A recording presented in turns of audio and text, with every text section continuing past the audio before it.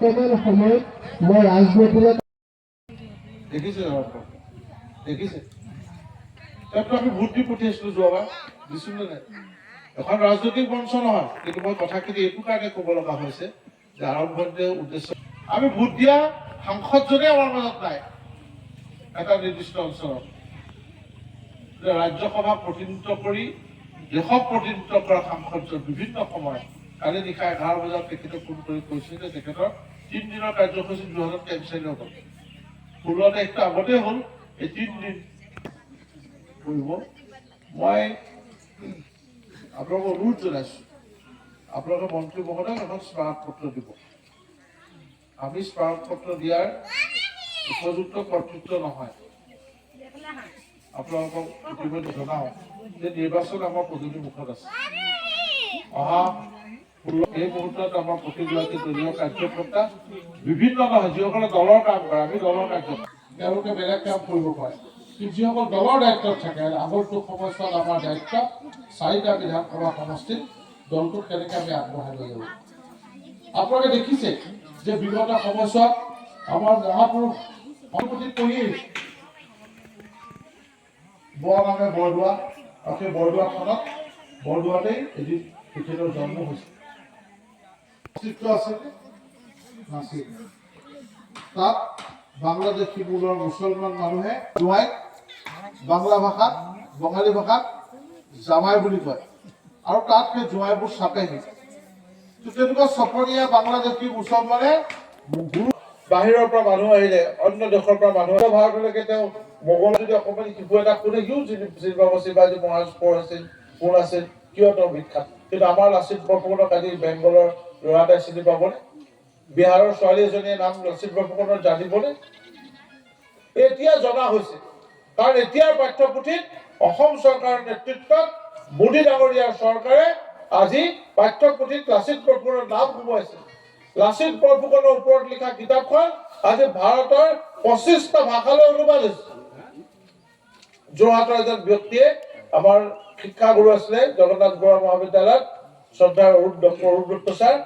ছাৰে কিতাপখন লিখিছে ব্যক্তিৰ নামত নামাকৰণ কৰা আছিল সেইখন উত্তৰ ৰামৰ জন্মভূমি হ'ল কি স্থল আছিলে মানে অনুষ্ঠান আছে সেই IIT যিজন মানে মুখ্যমন্ত্ৰীয়ে তেওঁ কোনো ঘৰ পৰিয়াল তেওঁ কোনো নিজৰ বুলি একো চিন্তা নাই তেওঁ সমাজৰ কাৰণে নিজৰ জীৱন উচৰ্গা কৰিছে গতিকে তেনেকুৱা এখন ভাৰতবৰ্ষত যিখন অসমত দিনক দিনে আই মাতৃসকল ল'ৰা ছোৱালীসকলৰ শিক্ষাৰ স্বাৰ্থত হাজাৰ হাজাৰ কোটি টকা প্ৰত্যেক মাহত চৰকাৰে খৰচ কৰিব পৰা হৈছে তাত ক'লে যে বিজেপি চৰকাৰে আঁচনি দি আছে পইচা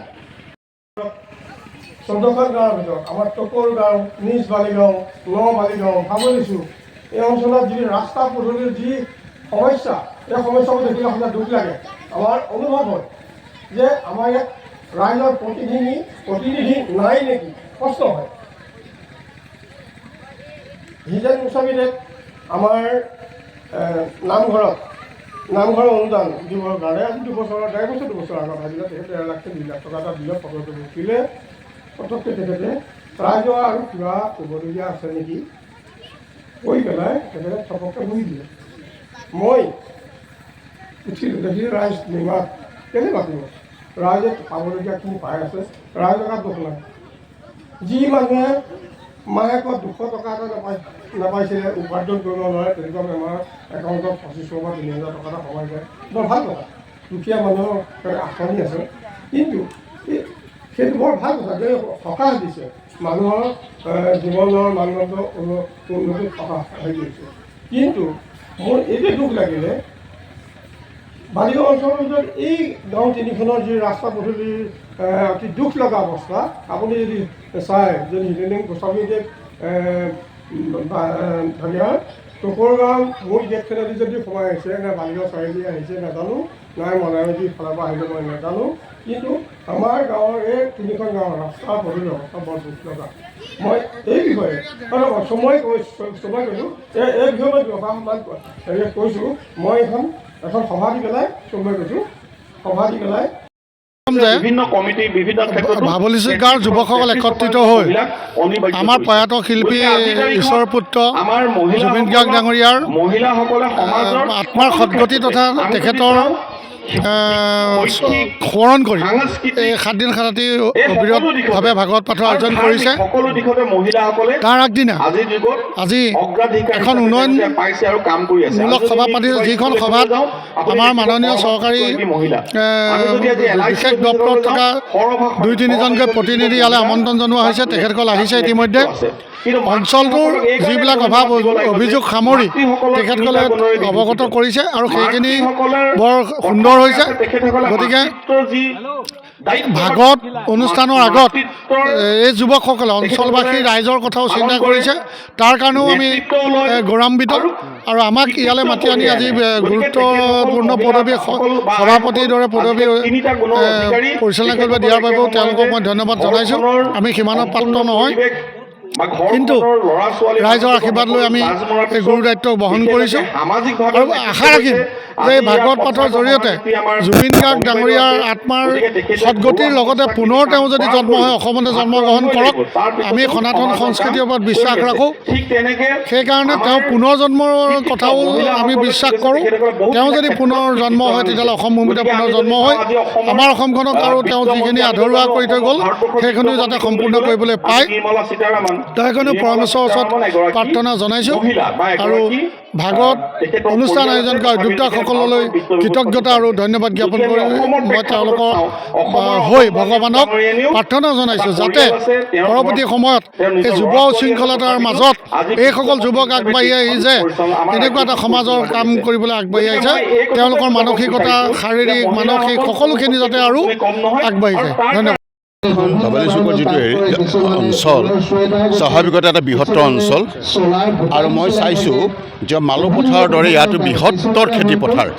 এনেকুৱা খেতিপথাৰ থকা যোৰহাটৰ ওচৰে পাজৰে খুব কম জেগা আছে। গতিকে স্বাভাৱিকতে এই অঞ্চলটোৰ প্ৰতি আমি সচেতন। গতিকে আজি আগতে ধৰক এইখন আমি ইয়ালৈ অহাৰ সুযোগ পোৱা নাছিলোঁ, কিন্তু এতিয়া ৰাইজে ইয়ালৈ আমাক অনুষ্ঠান প্ৰতিষ্ঠান পাতিলে মাতিছে, নিমন্ত্ৰণ কৰিছে। আজি কিছুদিন আগতে খেল পাতিছিলে, তালৈ আহিছিলোঁ। আজি ৰাইজে গুৰুজনাৰ মহাপুৰুষীয়া যিখন আমাৰ শাস্ত্ৰ পাঠৰ ব্যৱস্থা কৰিছে, অহাকালিৰ পৰা অখণ্ড ভাগৱত পাঠ, এই শ্ৰী শ্ৰী ভাগৱত পাঠৰ আয়োজন কৰিছে। তাৰ আগমুহূৰ্তত আজি ৰাজহুৱা সভা, তাত আমাক জড়িত কৰিছে, আমাক মাতিছিল, আমি আহিছিলোঁ। গতিকে নিশ্চয় সুখী হৈছোঁ। ৰাইজৰ বিভিন্ন অভাৱ অভিযোগ আছে আৰু অভাৱ অভিযোগ থকাটো স্বাভাৱিক কথা, কিন্তু এই অঞ্চলবিলাকত নহয়। আজি সমগ্ৰ অসমত আমাৰ কৰ্মপটু যিগৰাকী মুখ্যমন্ত্ৰী ডক্টৰ হিমন্ত বিশ্ব শৰ্মা ডাঙৰীয়াৰ নেতৃত্বত দ্ৰুত গতিত আজি কাম কৰাৰ কাৰণে চেষ্টা কৰিছে। অফুৰন্ত কষ্ট তেখেতে কৰি আছে আৰু বিভিন্ন গাঁৱে ভূঞে ৰাস্তা পদূলি আজি গাঁৱৰ যাতায়াতৰ ব্যৱস্থাৰ কাৰণে ৰাস্তা, আমি স্বাস্থ্য শিক্ষা খণ্ডক আদি কৰি বিভিন্ন দিশত কাম কৰাৰ উপৰিও আমাৰ মহিলাসকলৰ সবলীকৰণৰ কাৰণে কাম কৰিছে। যুৱসকলৰ আজি তাৰিখত লক্ষ লক্ষ চাকৰিৰে যুৱসকলক সংস্থাপিত কৰিছে আৰু কৰিব লগা বাদ বহুত আছে, কৰিব লগা আছে, যিখিনি কৰিবৰ কাৰণে তেখেতে প্ৰতিশ্ৰুতিবদ্ধ চেষ্টা কৰি আছে। আমি আশা কৰিম। বিশেষভাৱে কথাটো হৈছে যে এই অঞ্চলত বহুত সমস্যা আছে, ৰাস্তাৰ সমস্যা আছে, ইয়াত বিভিন্ন ধৰণৰ সমস্যা আছে। এই সমস্যাবিলাক দূৰ কৰিবৰ কাৰণে আমি আমাৰ উপযুক্ত মজিয়াত আমি লৈ যাবৰ কাৰণে চেষ্টা কৰিম। উপযুক্ত মজিয়াত লৈ গৈ আমি যাতে কামখিনিৰ কাৰণে উপযুক্তভাৱে পুঁজি আমন্ত্ৰণ পায়, কাম হয় আৰু এই আমাৰ এই অঞ্চলৰ অতি সৰল সোজা মানুহখিনিৰ যাতে ভৱিষ্যত উন্নত হয়, সমাজ জীৱন যাতে তেওঁলোকৰ সামাজিক জীৱন যাতে উন্নত হয়, তাৰ কাৰণে আমাৰ চেষ্টা সদায় অব্যাহত থাকিব। লগা এক পৰিৱেশ ইয়াত দেখিলোঁ। এই গাঁৱৰ যুৱসকলে আৰু জ্যেষ্ঠসকলৰ সহযোগত আজি যি কাৰ্যক্ৰম হৈছে, অহা কাইলৈৰ পৰা ইয়াততো ভাগৱত আৰম্ভ হ'ব, কিন্তু তাৰ প্ৰাকখনত প্ৰয়াত গণশিল্পী আমাৰ সকলোৰে শ্ৰদ্ধাৰ জুবিন গাৰ্গৰ স্মৃতিচাৰণ সভাৰ লগত সংগতি ৰাখি তেখেতসকলে অন্যান্য উন্নয়নমূলক কাম কাজৰো এখন সভা ইয়াত প্ৰস্তুত কৰিছিল। ইতিমধ্যে ইয়াত কেইবাজনো আমাৰ জ্যেষ্ঠ নেতা ইয়াত আহিছে, সকলোৱে ইয়াত তেখেতসকলৰ বক্তব্য ৰাখিছে। গতিকে মোৰ এই পৰিৱেশটো অত্যন্ত ভাল লাগিল যে এক ব্যতিক্ৰমী অনুষ্ঠান, ভাগৱতৰ প্ৰাক মুহূৰ্তত জুবিন গাৰ্গৰ যি অৱদান আমাৰ অসমীয়া জাতিৰ প্ৰতি বা সমগ্ৰ বিশ্বৰ প্ৰতি, সেইখিনি ইয়াত তেখেতকো স্মৰণ কৰিছে। তেখেতৰ সেই জীৱনৰ কালজয়ী জীৱনৰ স্মৰণ কৰিছে। তাৰ কাৰণে মই উদ্যোক্তা মণ্ডলীক ধন্যবাদ জনাইছোঁ।